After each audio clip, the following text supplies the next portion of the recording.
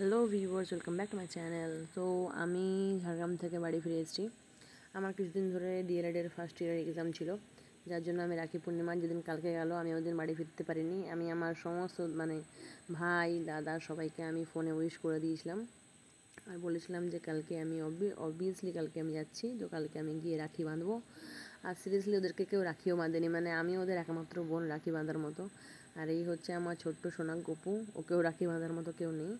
ওই আমার প্রোটেক্টার, আমার কি বলবো পথপ্রদর্শক, আমার সোনা, আমার কি বলবো মানে গোপালকে নিয়ে আর কিছু বলাই যায় না, মানে এত একটা ইমোশনাল জায়গা ও আমার কাছে। ঠিক আছে, ওকে আমি মার কাছে রাখি, কারণ দেখো আমার খাওয়ার টাইম টেবিলের কোনো ঠিক নেই। ওই জন্য আমি চাই না যে আমার সঙ্গে গোপাল থাকলে আমি ওর খাওয়ার টাইম টেবিল কিছু মেনটেন করতে পারবো না। আর আমি ওকে একটা মানে কি বলবো একটা জীবন্ত মানুষের মতোই ভাবি, একটা বাচ্চা হিসেবে আমি ওকে রাখি। ওই জন্য দেখতেই পাচ্ছ আমি ওকে প্লেটের মধ্যে খাবার দিই, তালের বড়া খাওয়াচ্ছি। ঠিক আছে, তো এইভাবেই হলো গপুর সঙ্গে আমার রাখির সেলিব্রেশন তালের বড়া দিয়ে। এবার চলে যাব বাকি যে আমাদের সদস্যবৃন্দগুলো আছে, আমার কাকুর ছেলে আর 2 কাকুর ছেলে, আমার নিজের কাকু, সবাইকে আমি রাখি বেঁধেছিলাম। এই হচ্ছে ছোটো সোনা গপু। আমি চোখগুলোকে এঁকেছি, খুব বিভৎস দেখাচ্ছে, কিন্তু কি করব, আমি এতটা ভালো ড্রয়িং করতে পারি না। ওই পেন্টিং দিয়ে আমি পেন্ট করেছিলাম, পেন্সিল নিয়ে। এতটা ভালো ওই ফেব্রিকের যে রং হয় ওটা দিয়ে রং করেছিলাম। তোমরা জানিও কেমন লাগলো গোপাকে। আর এই হচ্ছে আমার কাকু। ঠিক আছে, কাকুকেও প্রতি বছর আমি রাখি বাঁধি। বলতে গেলে আমি বিভৎস টায়ার্ড। আমি 3 ঘন্টা এক্সাম দিয়ে হাতির ধর্না সমস্ত কিছু দিয়ে এসে এখন রাখি বাঁধছি। কাকু বলতে গেলে আমার কাছে সেকেন্ড বাপি। ঠিক আছে, আমার বাপি আমার জন্য যেভাবে আমার টেক কেয়ার করে, আমার কাকুও সেভাবে। কোনো সময় বাড়ি ফিরতে ধরো সন্ধ্যাবেলা হয়ে গেল, কখন আসবি ফোন করে করে, মাম্পি কখন আসবি করে করে একদম পাগল করে দেয় পুরো। মানে বারবার ফোন, এত চিন্তা ওর।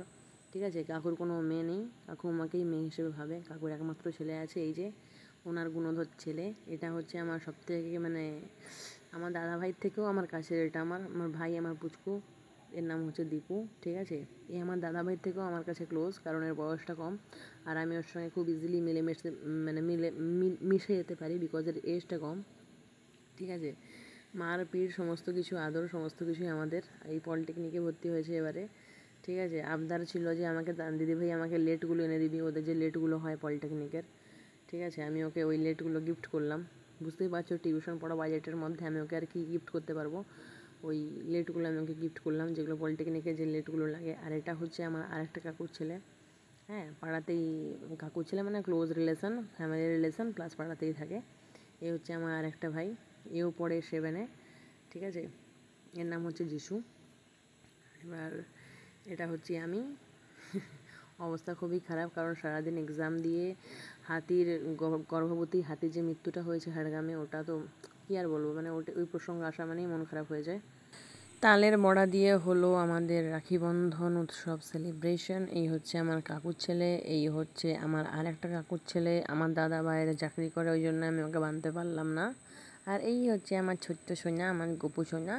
ওর জন্য ছোট্ট একটা রাখি পেয়েছিলাম, কারণ ওর হাতটা এইটুকু, তো আমাকে ওই হাতের সাইজ অনুযায়ী আনতে হলো। আর এই হচ্ছে আমাদের সেলিব্রেশনের ডিশ, তালের বড়া। তালের সিজন চলে এসছে, আর বাড়ি এসছি মানে তালের বড়া তো আনবই, তাল তো আনবই।